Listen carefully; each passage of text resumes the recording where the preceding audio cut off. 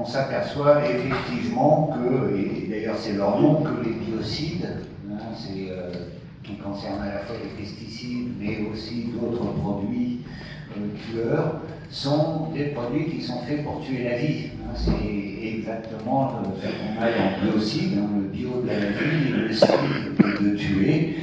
Donc clairement, on peut comprendre pourquoi les biocides ont un impact majeur sur notre santé.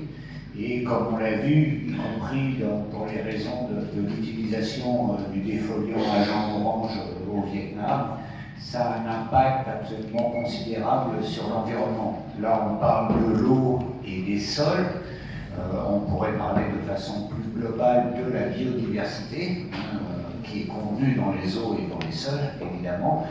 Et les impacts environnementaux de ces biocides sont absolument, environnementaux et sanitaires, sont absolument considérables. Ce qui était frappant dans les deux interventions, c'est qu'on parle de produits qui sont tout à fait similaires, c'est-à-dire l'ensemble des pesticides qui sont utilisés en agriculture, en fait, descendent de l'industrie chimique qui s'est développée pendant les guerres, la Première Guerre mondiale et surtout la Seconde.